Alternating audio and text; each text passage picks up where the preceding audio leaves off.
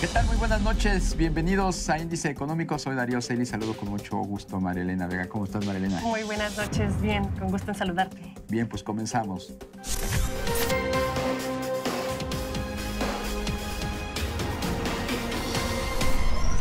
De enero a julio del 2017, las quejas por errores de los cajeros automáticos que recibió la Conducef crecieron 80.3% respecto al mismo periodo del año pasado. Al séptimo mes de este año, la Conducef recibió 8.552 quejas, cuando al mismo periodo del 2016 acumuló 4.742. En un nuevo alegato desde Phoenix, el presidente de Estados Unidos, Donald Trump, dio por muerto el Tratado de Libre Comercio de América del Norte. Probablemente terminemos por cancelar el Telecán en algún momento. Sin embargo, hay que reconocer que el día de hoy también el gobierno federal anunció que este tipo de mensajes los seguiremos viendo en el transcurso de las renegociaciones. El crecimiento de la banca, el turismo y los medios masivos de telecomunicaciones impulsaron al Producto Interno Bruto a un crecimiento anual de 3% en las cifras ajustadas por estacionalidad durante el segundo trimestre del año, informó el INEGI. La brecha salarial manufacturera entre Estados Unidos y México aumentó en 2 años de 7.8 a 9 veces.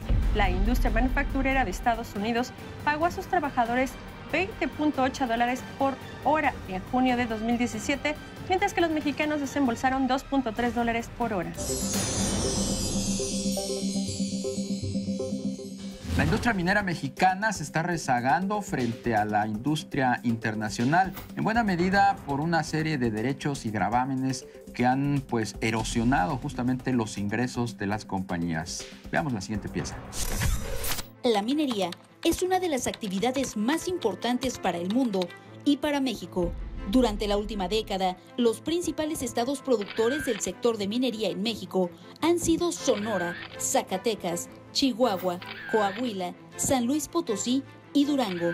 Prueba de la importancia del sector minero en México es que tiene el primer lugar como productor de plata en el mundo, el tercero de bismuto, el quinto de plomo, el 9º de oro y el 11º de cobre. Empresas nacionales producen el 60% de la minería mexicana y el 40% restante corresponde a empresas extranjeras. En el 2016, la producción minera mexicana de oro reportó una disminución de 1.7% interanual, y ni qué hablar del cobre, cuya caída fue de doble dígito. Los problemas con sindicato y pseudo líderes también han ensombrecido a este sector. De ahí que se visualiza de frente a un próximo periodo de sesiones en el Congreso estrategias que permitan mejorar sus condiciones y seguir compitiendo al interior de tierra azteca y hacia el extranjero. Se habla ya de una modificación fiscal y condiciones que los pongan más al parejo de las reglas internacionales.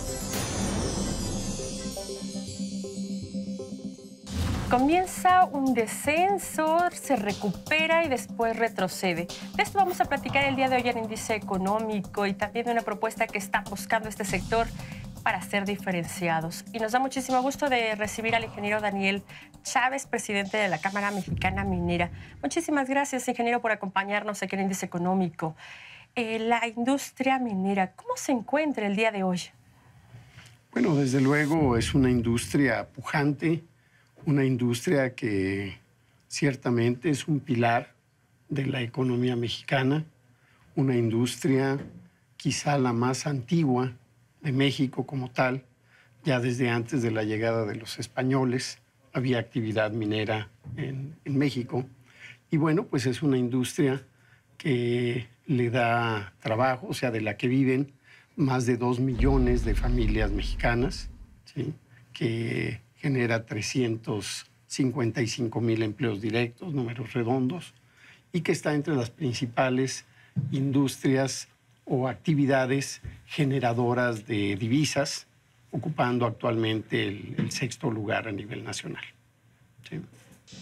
Desde 2013, con la implementación de la reforma tributaria, uno de los rubros que salieron más afectados y que en su momento manifestaron su inconformidad, y de hecho hasta la fecha siguen pidiendo regresar a el marco fiscal que tenían antes, era precisamente el minero, porque les incrementaron el pago o el cobro, en este caso, de derechos ¿Cómo ha sorteado la industria minera pues, ese escollo en términos fiscales? Te lo explico con mucho gusto, Darío. Esta situación no solamente, o este agravamiento de la actividad, no es solamente consecuencia de esa política, esos cambios en la política tributaria, sino que coincidió con una disminución notable en los precios de los metales, los principales productos de nuestro sector. A partir del 2011, diría yo, empieza un declive mundial en los precios de los principales metales. Pero efectivamente, como bien dijiste, al inicio de este gobierno se establecen una serie de cambios, siendo principalmente un nuevo impuesto, son derechos, ¿sí?, que representa el 7,5% sobre las utilidades de las empresas extractivas, las empresas mineras, más 0,5% sobre el valor bruto de las ventas de oro, plata o platino, ¿sí? Pero además de eso, se nos quitaron ciertos beneficios, como es el caso de la deducibilidad inmediata que teníamos de los gastos preoperativos de exploración. México en este momento es pues de los pocos, si no es que el único país donde ya no se puede deducir en el mismo ejercicio lo gastado en exploración, y la exploración pues es la base de nuestro negocio, porque es lo que nos permite conocer anticipadamente qué es lo que se va a desarrollar, ¿sí? Actualmente tiene que distribuirse en un periodo de 10 años, lo cual ha hecho mucho menos atractivo el país a la industria, es decir, más bien a los inversionistas nacionales y extranjeros, por ese tipo de medidas. No fue lo único, se nos quitó también el beneficio de recuperar el impuesto especial sobre productos y servicios para el caso de los combustibles. Afortunadamente, esto ya el año pasado se revirtió y sí lo estamos logrando. Pero en adición a todo esto, y sería el punto que más nos preocupa, encontramos ciertos, pues yo le llamaría como impuestos ocultos, en el caso, por ejemplo, de los derechos de agua. El agua, que es un insumo fundamental, o sea, sin agua no se puede hacer minería, se han incrementado de manera notable. ¿La seguridad? Ese sería otro tema, el de la seguridad. Otro sería el pago de derechos por cambio de uso de suelos. Cuando se desarrolla un nuevo yacimiento, una nueva mina, hay que cambiar el uso pues, del suelo. ¿Pero? ¿Bajo las condiciones actuales se podría regresar al esquema fiscal que tenían antes? Por supuesto que sí. Y habría que trabajar también en la solución de otros problemas, como el que atinadamente mencionó Darío, de la inseguridad. O sea, el trabajar o el combatir el problema de la inseguridad para fines prácticos representa un impuesto oculto, o sea, es un gasto muy importante, ¿sí?, o un costo, como lo quieran ver, en el que tiene que incurrir hoy en día la minería, las empresas mineras, para tratar de contrarrestar. ¿Y cuál ha sido el saldo de los últimos 3 años con ese ciclo a la baja, con esa acumulación de carga impositiva y de esos impuestos ocultos que mencionas? ¿Cómo ha afectado el accionar o la marcha de la minería? Principalmente en una disminución de la inversión en minería. ¿Pero no han cerrado minas, no han desaparecido empresas? No, felizmente no. No hemos tenido, aunque algunas en algún momento han tenido que disminuir, digamos, su actividad. Afortunadamente, en este año, en lo que va de este año, hemos visto una cierta recuperación en los precios de los principales metales, lo cual está contribuyendo a un mejor resultado de las empresas en este sentido, ¿sí?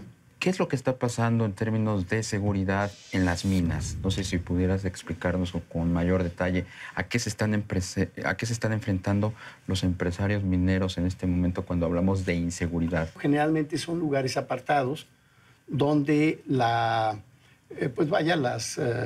facilidades o la infraestructura en materia de seguridad de los estados o de los municipios deja mucho que desear. Pero hablando de inseguridad, yo mencionaría también la inseguridad, le voy a llamar institucional, es decir, la falta de una seguridad jurídica en temas como el acceso y sobre todo la tenencia de la tierra. Me explico. Generalmente cualquier yacimiento que se desarrolla, que se explota, cualquier yacimiento nuevo, requiere de terreno superficial en mayor o menor medida, pues para todas las instalaciones y todo lo que se tiene que hacer. Algunas empresas suelen adquirir esos terrenos superficiales, pero muchas otras prefieren establecer algún convenio de arrendamiento por algún periodo determinado y al cabo de algunos años, ya que la empresa hizo la inversión, ya que preparó todo lo necesario para iniciar la operación, cuando ésta arranca, cuando empiezan a ganar dinero, los propietarios de la tierra, ¿sí?, desconocen esos acuerdos, bloquean el acceso a las instalaciones, ¿sí?, sobre pretexto de que el acuerdo pues, no fue el más justo, el más equitativo, etcétera, y simplemente mediante actos de hecho, que no de derecho, ¿sí?, se desconocen estos acuerdos. ¿Cómo poder solucionar ese estado en el limbo en que se encuentran esos contratos? Por ello es que decíamos hace un momento que la minería mexicana ha perdido competitividad en relación con otros países.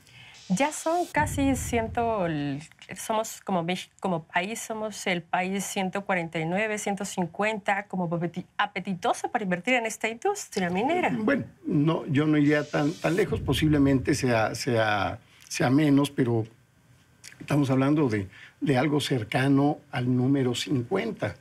Uh-huh. En América, ¿sí?, ya después de haber sido el más importante, o sea, el país más atractivo para invertir en minería, hace solo 6, 7 años, hoy en día ocupamos el 6º lugar. Es preocupante que países como Perú, como Chile, inclusive países como Argentina o como Colombia, hoy en día sean mucho más atractivos para invertir que en México. Pues Daniel Chávez, presidente de la Cámara Minera Mexicana, apreciamos mucho que nos hayas acompañado esta noche y hacemos votos porque el entorno mejore para un sector pues tan importante, tan pujante como es la industria minera de México. Muchas gracias por habernos acompañado. Sí. Al contrario, muchas gracias a ustedes. Gracias. Marilena, Daniel, muy buenas noches. Gracias por el favor de su atención. Gracias por estar aquí en Índice Económico. Los esperamos el próximo miércoles a las 22:15 de la noche por ADN 40.